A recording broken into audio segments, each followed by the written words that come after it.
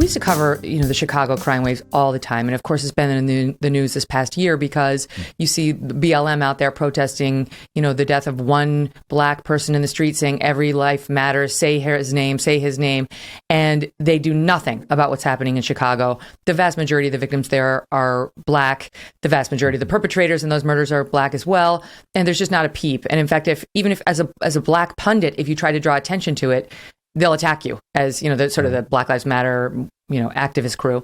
It's so wrong. But the stat was that they hit a 25-year high in the murder rate last year in Chicago. They reached 800 murders.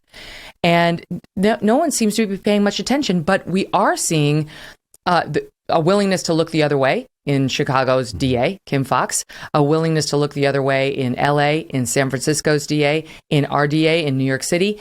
And just this past weekend, 4 cops were shot. 2 are dead. A 22-year-old cop shot dead, his partner clinging to life, another cop shot dead. These 2 cops in Harlem went in, a mother had called the cops on her 47-year-old son in the apartment saying she was concerned. And they come in, he of course had a long criminal history.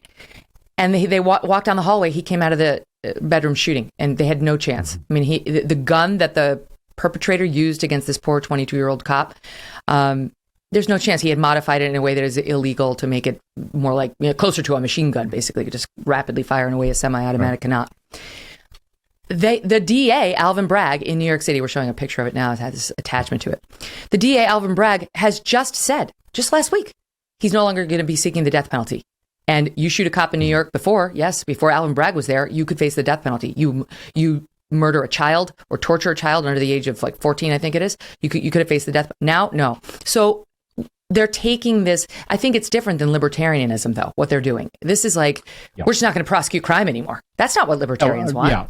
No. And, I a couple of things about this. One is, I remember New York in the 70s and in the early 80s, and it was a rough place. The crime we're seeing here in some ways is increasing, things like murder. Other violent crime is going down. Certain types of property crime is down.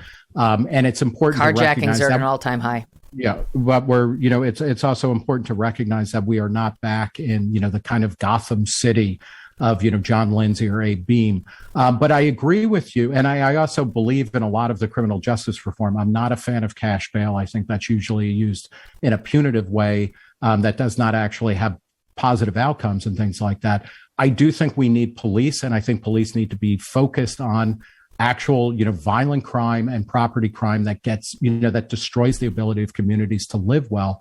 And there is a lot of abdication of that, what's going on with that kind of stuff. And as important, when people start to sense that there is a crime increase and the powers that be in the media and especially in law enforcement and in city government, keep saying, no, there's nothing to see here. There's nothing to see here.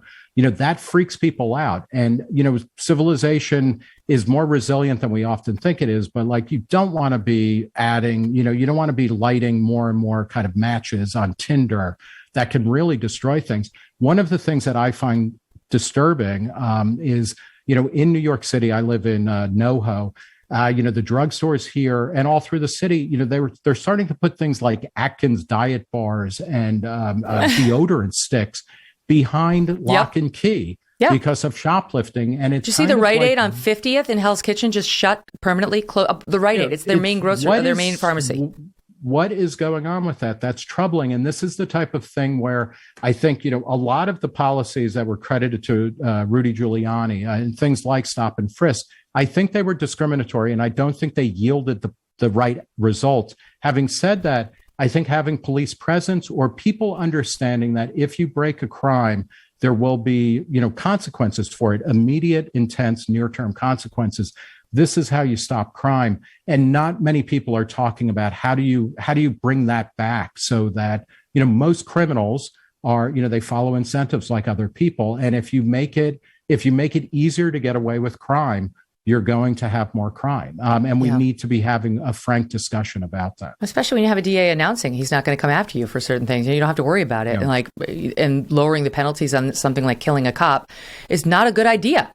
Just to put some names with the stats, 8-year-old girl fatally struck by a bullet while walking with her mother in Chicago this past weekend. Third grade, 8-year-old girl, Melissa Ortega, struck in the head by one of several rounds fired by a male suspect toward a 26-year-old known gang member. So one gang member possibly shooting at another. And as we've seen so many times in Chicago, little girl, look at this little girl. She gets caught in the crossfire. Disgusting.